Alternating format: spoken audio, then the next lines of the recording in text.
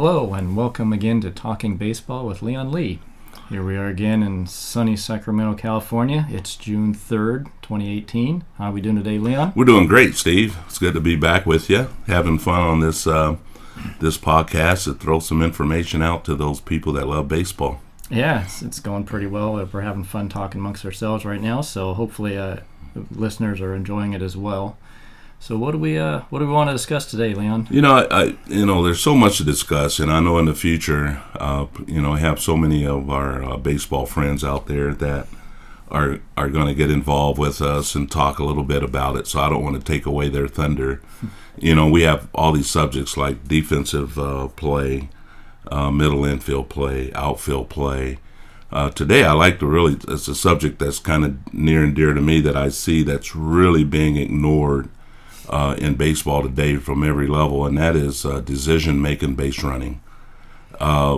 Historically, going back in the old days of the great base runners like Maury Wills and Willie Mays and Roberto Clemente and Mickey Mantle, Lou Brock, keep them coming. I mean, nowadays, if you read the book Moneyball, they kind of say that the stolen base is not a big factor in winning ball games, and the on-base percentage is.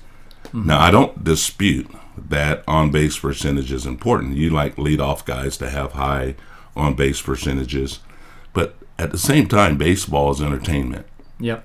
And nowadays, when you see the big power hitters are hitting 40 and 50 home runs but striking out 200 times, and it seems okay to strike out 200 times, it changes the game completely when we're thinking about power more so than playing the fundamental game, and whereas a stolen base is a huge part of that to me. Yeah. Going from first to third is a huge part of the game for me. Having a first base runner reading a curveball in the dirt from the pitcher to the catcher, and it bounces off his chest mask and rolls 3 feet away from him, and the runner is still at first base. It, to me, is a huge mistake. And when you're talking about decision-making base running, it has to start with the runner being able to react to what he sees and not what he hears. Yeah, to me, base running should be one of the easiest fundamentals to perform, because you don't have to catch, you don't have to hit, you don't have to throw. You're base running, you're going by what you see. So to me, it should be something that should be taught a little bit more, maybe, but it's something that should be the easiest thing to do on the ball field. I think so, and I think I'm always biased, Steve, to our old days. I'm an old timer. We played a lot of pickup ball, and time has changed. We have to face the fact that as we get older, kids are learning the game a little different way. Yeah. But I still think it's still baseball. And we used to challenge the outfielders to throw us out at third on a base hit, and we're at first. We'd go first, third. If a guy bobbled a ball, we're running. We want to challenge to see if they're able to throw us out.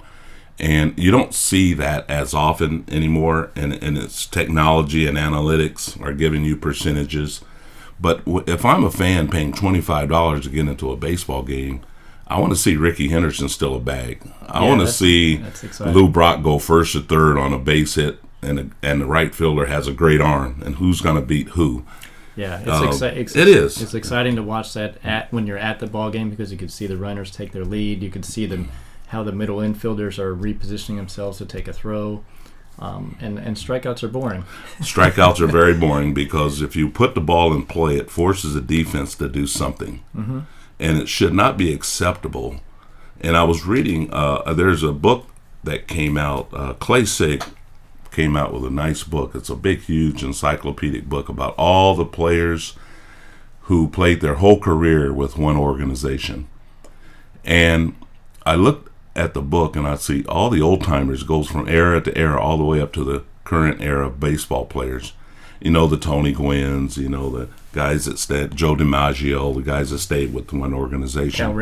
Cal Ripken. And these guys were good all-around players. They were great value to a ball team. And if you think about guys like Joe DiMaggio, who could also hit a home run, but he could also run bases, and he could also play great defense. Mm-hmm. And probably one of the better instinctive ball players you've ever seen.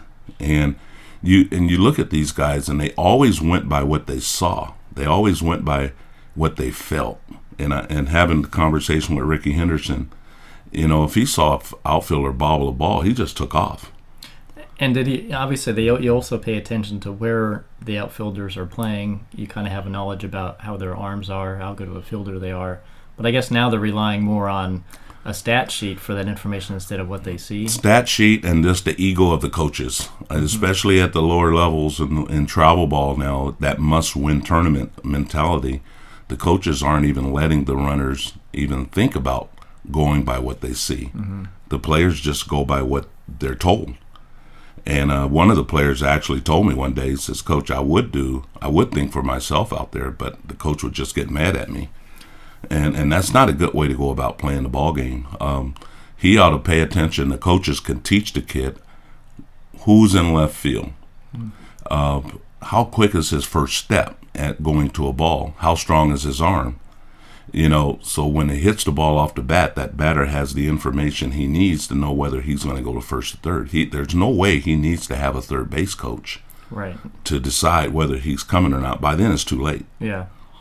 And, you see it all the time now where balls are hit and the runner is more afraid of getting thrown out than he is of taking a chance on being safe. Yeah. So tell me a time when you were coaching or even managing as to how you would instruct your base runners, or do you have any stories related to that? I have a lot of stories related to it, even from a player to a coach to being a manager. And it's always one of the most interesting things on the baseball field, because I think it's one of the things that's really messed up the most is decision-making base running. And we had a guy named Bake McBride. Oh, old Phillies. Remember Phillies, Yeah. but for a while he was with the Cardinals. And, Yeah, that's right. And we were having a lot of fun one year down in the Instructional League in St. Petersburg, Florida. And we were over in Clearwater playing the Phillies organization in an Instructional League game. And I saw Bake McBride went 4 for 4 on 4 ground balls to the first baseman. Yeah, he was really fast. He was really fast. Yeah. And he would almost announce. And it was so funny because Lou Brock was there for a little while. The people that don't know Lou Brock was one of the greatest base stealers, even though he wasn't as fast as Bake McBride overall. Bake couldn't steal a base like Lou because he didn't have a really fast first step like Lou. But he could run fast out line. So we were, when he hit his 4th base hit, Lou Brock made a statement. He says, "You know what, Leon?" He said, "That's not running fast. That's flying low." and we all laughed because he could really run. And the thing about it was, Bake made a statement that there's not one outfielder around when he got on first base that could throw him out going from first to third. So there was a hard hit ball directly to the center fielder.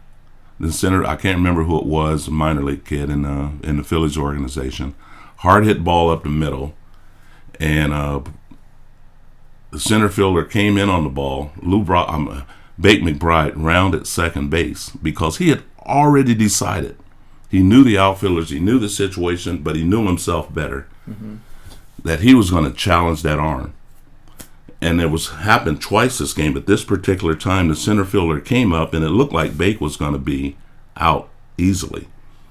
Outfielder made a decent throw to third. Bake literally almost outran the ball. When he slid in, the hop, there was a 1-hop throw to the third baseman. When he caught the ball, the third baseman had to raise up. Yeah, for the short hop. And then by the time he came back down, Bake was in. And Bake knew, because that outfielder, no matter what, knowing his speed, he made a great turn on the bag, which is a big deal when you're learning base running, is making good turns on the bases. Good turns. And the fact was, Bake knew that guy had to make a perfect throw to throw him out. And what are the percentages of an outfielder making a perfect throw to the bag? Yeah, it's if you know somebody has to make a perfect play to get you out, you make them do it. Exactly. And another one, he was on first base, and Larry Milburn, one of our players, would play some big league time around, but middle infielder, and he had a little blooper over the third baseman's head in fair territory. Bake McBride was not stealing on the play. He was a runner at first. The ball hit in the shallow outfield. The shortstop was coming toward it. The third baseman was going back to try to catch it. The ball hit the grass. Now follow me now. Mm-hmm. Hit the grass and kind of spun out in the foul territory. Okay, down the line. Down the line. Third baseman gets to it. Bake McBride is coming around third, coming around second. And at the same time the third baseman was picking the ball up, Bake was coming around third. Wow. That's fast. That's really fast. Now, he beat the throw to the plate, which is based on his speed. But the decision he made was already ahead of time. He knew when that ball was hit, he had a chance to make it. And the point I'm making is, are the kids today are afraid, or not afraid, they're not allowed to see that situation and strength of arms and where the ball's hit and have the confidence to say, I'm going to make them throw me out. Yeah. And that's fun. That's fun. The fans get a big kick out of that. It's exciting to watch when you're at the stadium. Absolutely. Yeah. And when you get a fan, you get the fans to jump up in their seats, right, and cheer because of something that happened on the bases and not home plate, not a hitter. That adds to the ball game. When you're saying that, so he went basically first to home on a Texas leaguer. Exactly. Down the left field line. Exactly. And I'm picturing, I remember as a kid watching Bake McBride play for the Phillies. I'm picturing those tight turns, and I watch players today.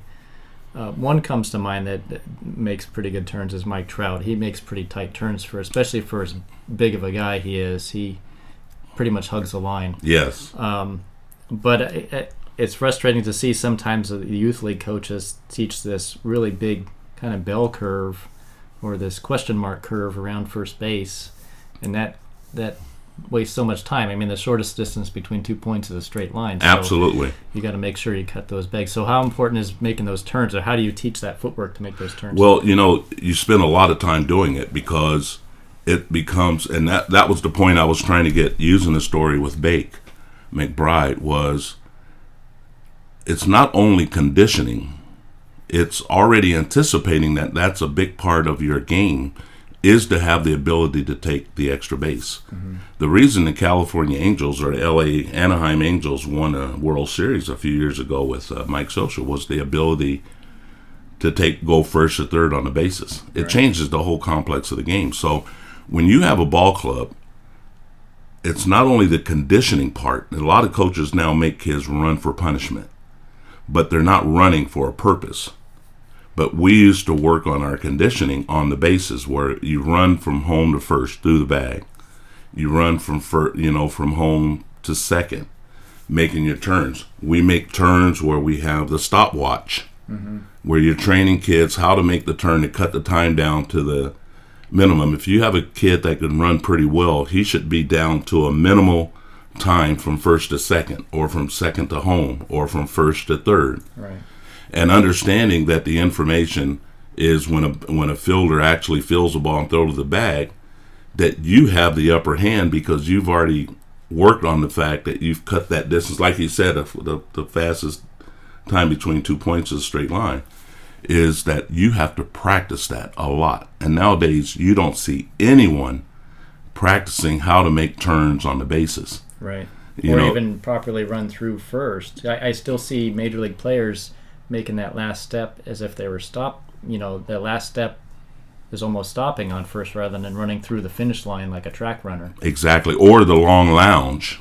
Or the lunge, I should say. The lunge of the bag which also slows you down. Slows you down, or the head first slide slows you down, and also it puts you at a risk of being injured. Right.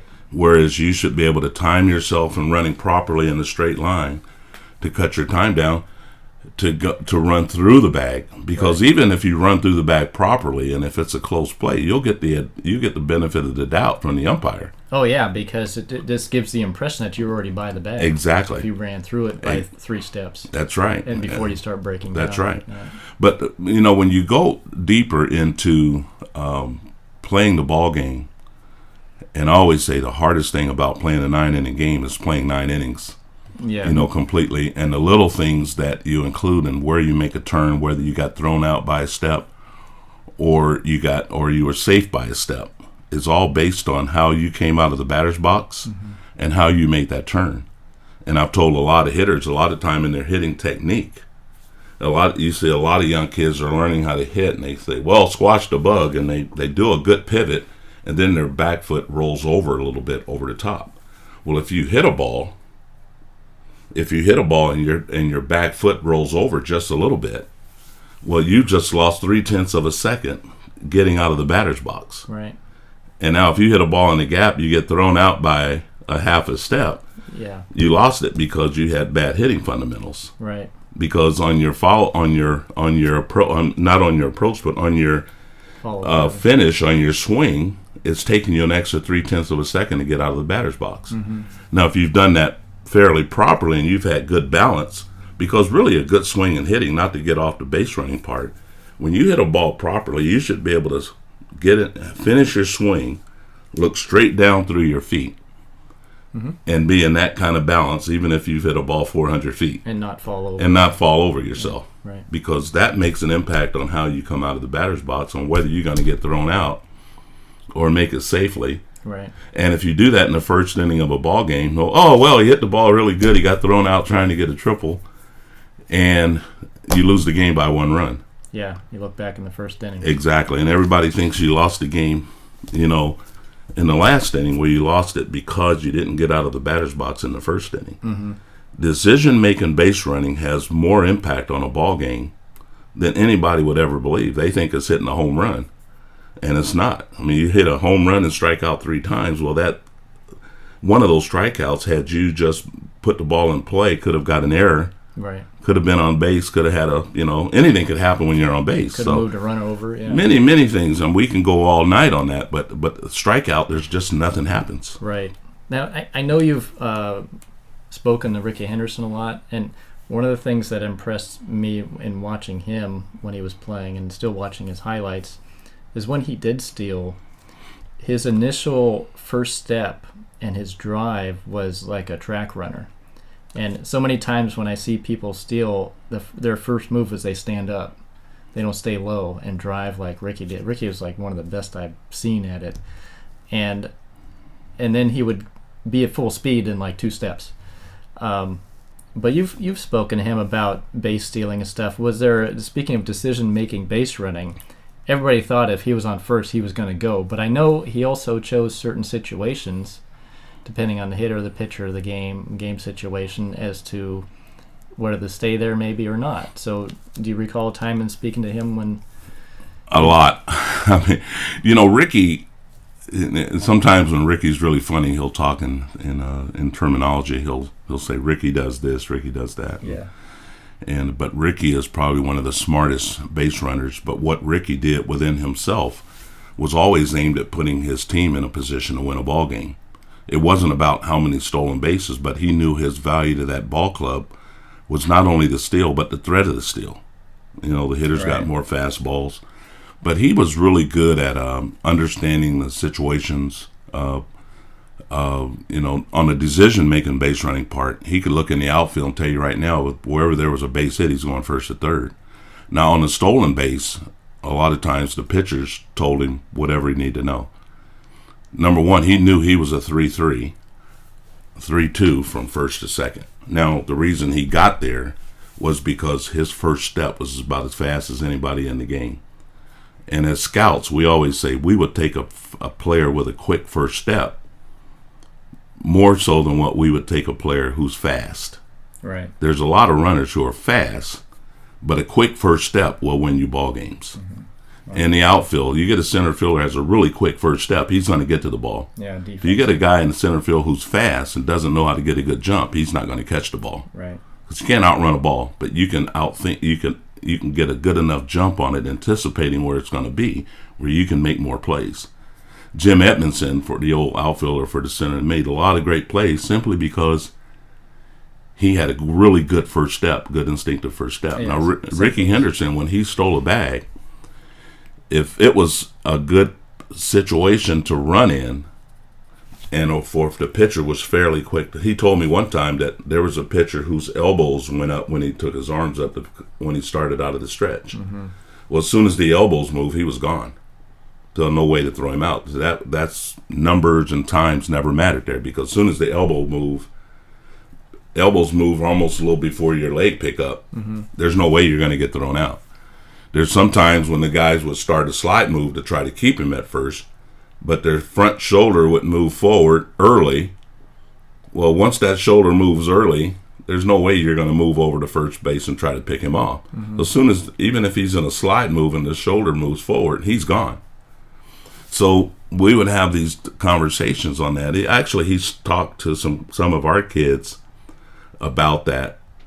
You know, when sometimes you think he could have a speech like that for 5,000 kids, he'll spend the same amount of time with 3 kids. Right. Or 2 kids. That's just the type of guy he is. But he took a lot of pride in being a student of the game. Every pitcher, he knew what their habits were. Every catcher, he knew what their habits were. Every situation, he went strictly on what he saw and what he felt, not by what he heard. Right. You know, there's no way you're going to be a good first step instinctive player in any position if you're waiting for a coach to tell you what to do. Right. So in this decision-making base running, do you think that's not being coached through all levels today, or is it just not being allowed to happen naturally by each individual player? It's I don't think it's not being allowed. I just think there's a penalty if you get thrown out. Okay. And to me, the fear of getting thrown out, I mean, it's like being in a boat. If you're scared to go out in the ocean, it's just the fear of failure. It's the fear of failure. Yeah. And I mean, you can't go to second base unless you're willing to get your foot off first. Or what about the old hard and fast rule of don't make the first or third out at third base? I mean, that depends on the situation. So. Well, there's the old saying, you know, a ground ball to the left side, if you're a runner at second, don't go to third. Mm-hmm. Well, let me tell you a few ways. If a third baseman is playing deep and there's a ground ball hit toward him and he has to charge the ball, as a runner at first, you're holding your ground. At second, I'm saying, if you're a runner at second, right, you're holding your ground. The third baseman comes in, makes the catch, and his momentum takes him in front of third base. Mm-hmm. Well, once you see him cross that plane, you're gone to third because there's no way he can reverse his direction and come back and tag you. He's got to make the throw at first. Right. Or if there's a ball hit down the third baseline, the third baseman has to go to the line to catch the ball. If you hold your ground and don't automatically run back, which you see most runners do, they run back to second base. But the third baseman gets the back end. He has no time to waste to come up and make that long throw from third to first. So if the runner at second is holding his ground, as soon as he comes up and gets to the point of no return and makes that commitment to throw to first, you could walk into third. Right. So there's 2 ways right there, and they say do not run the third from second on a ball hit in front of you. Right. A ball hit to the shortstop. When you take your secondary lead off of second base, the ground ball doesn't have to be hit in front of you. It could be hit right at you. But if you read the ball off the bat and take off, automatically that ball becomes behind you. Mm-hmm. And if the shortstop has to make even 1 step to his left to catch a ground ball, all of a sudden that ball's not in front of you, it's behind you, so you can run to third. So that's the importance of knowing where the fielders are before. Yes, and you have to teach it early with kids early to be able to see the game, to be able to recognize who's the shortstop, what kind of arm does he have, who's the third baseman, who's the outfielders. Pay attention and put yourself in those situations. If that ball's hit here, I'm gone. Right. You already know it ahead of time. You're not caught by surprise. And what's happening today when kids aren't allowed to do it is they are not reading balls off bats or not making decisions at the time when they should be making decisions. They're waiting till the play happens before they react to it, which is way too late. That brings up a point you just said, reading the ball off the bat. That's a tough one to teach, but yet so important. If you're on second, the batter hits a soft fly ball in the right center field, you need to know where the outfielders are playing, but then you need to realize, is this ball going to drop, or is this ball going to be caught? Can I take off now, or do I have to wait? Well, you see a little soft fly ball hit the center field, or we call them bloopers, Texas leaders, bleeders, whatever. You see the outfielder, you could just tell the outfielder got a great jump on it. Well, as soon as he gets that great jump, you're holding your ground to see if he's going to catch it. If he broke back, your instinct should tell you there's no way he's going to reverse his direction and come in and catch the ball. You should be gone. Mm-hmm. See, that's where you're seeing a lot of mistakes, Doug, because the runners are not seeing what's going on with the ball. The ball's hit way back in the gap, and you're a runner at first base. Okay, we got all these different situations. So you're going halfway. People say, go halfway on a fly ball, go halfway. Well, the ball hits in the gap, and you go from first to third. Whereas as farther he goes away from the ball, the further you can get away from first, even if it's to the bag and step to the other side of the bag. Mm-hmm. Because now you got to retrace your steps and come back to first. But now if that ball hits in the gap, you're going to score easily. Right. You know, and in this game, every run counts. Right. Every run counts. You got to think every run counts because I don't want to get beat by one run in the game. I want to win more one-run games than lose. Right. So you have to think about those little small things, especially in base running. Did I take the extra base when it was given to me? Right. You know, reading balls in the dirt. Balls in the outfield, whether you should tag up or not. Right. If that ball in the gap, let's say it wasn't really a line drive. Let's say it's a high soaring fly ball, and you're on first. Maybe you know the outfielder's going to get there and camp under it. It might be a home run. It might be not or off the top of the fence. But I'm already thinking, well, I could probably tag up on this, so I'm going to go back and tag up. That's right. And you got time. Yeah. But even in cases where if I'm a runner at first base, okay, if I'm a runner at first base and there's a ball hit over the shortstop's head, for example, I'm creating a situation. Center fielder's coming in to get to the ball. He's got to go to his right just a little bit. I'm running really hard around second base. I'm not assuming, because even that ball's to the third base side, I'm assuming that I'm not going to go to third. Right. But go back, it doesn't matter if it's 2 outs or not. I'm going to expound on that because there's a lot of ways you can go to third base if there's 2 outs on a ball hit in front of you, like I just said earlier. It doesn't make a difference how many outs it is. If they're giving you third base, take it. Right. But if I'm the runner at first and I go around second, in that case, at the pro level, we use a double cutoff on balls in the gap. Mm-hmm. But routine balls, there's one cutoff, the shortstop. So if that center fielder comes in and I'm making my turn hard, he's going to come up and rush the throw, which is what I want him to do. I want him to rush the throw. I don't want to jog in the second and make it easy for him. I want him to come up throwing, number one. Now, if I see him elevate the throw, and he's coming up and trying to hit the cutoff guy, and he elevates the throw, and it gets over that shortstop's head, right, I'm almost at third. Right.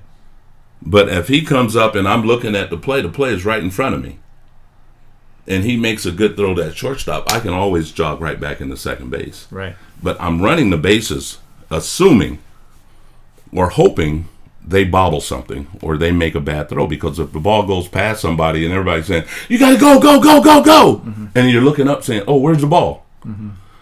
Because you're looking at the base coach. Right. And then the base coach sees it, goes over and says, come on, come on, come on, but you'd already stopped.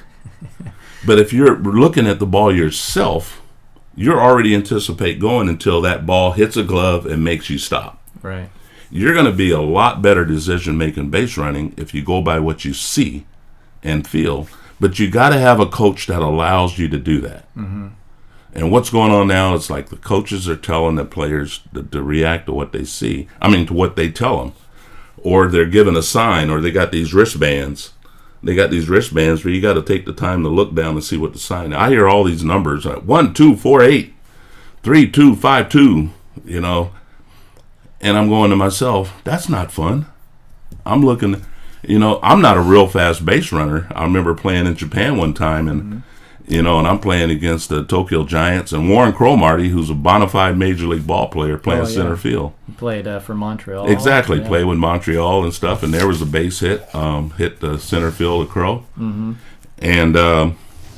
And he comes in to get the ball, and I'm coming around first base because I told Crow we had this little competition thing. I'm gonna run on you every chance I get, Crow. You better be ready to get me. You know, foreign players, only 2 per team, and he bobbled the ball, and I went for it. And he came up, and he tried his best to get me at second, and I slid in safe. Yeah. And I pointed out there at him. I told you I was going to get you if you let me, if you give me some slack. And he said, Leon, you trying to make me look bad? I said, yep, I am. But that's, to me, decision-making base running, you could write a book on it. But to me, it's something that's really lagging nowadays because we take it for granted. We make mistakes on the bags that are literally costing games, and no one's talking about it. Yeah. Yeah, and it does make the game more entertaining. Absolutely. More fun to play, more entertaining for the fans. I think I talked about it before when Deion Sanders got on first. He told the whole stadium he was about to steal. Yeah. It was no secret. Right. Everybody knew he was going to run anyway. And you, how much did you catch professionally? I caught for, I started my catching career. I caught some before I went into pro ball, but the Cardinals converted me to catching. I started my catching career pretty much at the AA level. Okay. But I was able to excel at it right away because I had a strong arm so I could throw runners out, but also athletic enough to where I could block balls and things. So I did a lot of catching and then caught during the off season in an instructional league and things. That was right before I went over to Japan. So about a year and a half I caught professionally, yes. So what was the difference if you had a base stealer on or someone who you knew was aggressive as opposed to someone you didn't worry about? What was the difference in your defensive mind? Well, the main thing is when you're handling a pitcher and you know there's some runners on base that have a chance to steal a base and you get guys that are pretty fast, I would still not compromise the pitcher as far as giving in to automatically calling a fastball just so I could throw that base runner out. My priority has always been the hitter. Yeah. No matter what. And I could throw from my knees pretty well. I could throw with a curveball away or whatever. But there were times when I get a little cocky and the hitter's up, who can run a little bit, and I'd start talking to him from behind home plate. And I go, hey Eddie, man, if you promise me you'll steal, I'll put you on base on purpose. Stuff like that, kind of get in their head a little bit. Yeah. Or if you get on base, I want you to try to steal on me. All right, let's have some fun. Yeah. So all right, well if I get on base, I'm running. I said all right, here we go. Yeah. And one time we were in Little Rock, Arkansas, and his name Eddie Milner. He was can't remember the organization. They bounce around, but he was stealing a lot of bases, and he took off to second, and I threw him out, and I stepped out in front of home plate. Put my finger like it was a pistol, blew the smoke off of it and put it in my pocket. So he gets on base again. He hits a double. So he's looking in at me because he's after me. He wants to steal third bad. I'm daring him to try to steal third, So he takes off for third, and I threw him out at third. And after the game, and I did a little radio interview because I was throwing out some runners, and I said, well, like the Bible says, thou shalt not steal. And so I got a little cocky with it, but it was fun. Nowadays it's hard to do. I mean, you could talk a little trash and not get knocked down sometime because it was all in the fun of the game. You didn't want to show anybody up. Yeah, you didn't want to disrespect it. You don't want to disrespect. Yeah. We had a lot of respect for each other on the field. Yeah. But, we would talk a little trash, but as long as we kept it clean and out of anger. We never talk trash out of anger. No. Nowadays you see more anger. Guys getting mad if they talk a little trash. It gets a little nasty, and you don't need to be that way. No, there's a lot of anger in everything in life these days that we probably could do without. So, but it's a lot of fun. Baseball is a lot of different components, Steve. The base running part is just fun. Yeah. And it should be challenging, and it should be entertaining for the fans. Take a chance sometimes. Yeah, I remember as a kid playing a little game we used to call pickle. Yes. Where it's just two guys playing catch and a runner in the middle.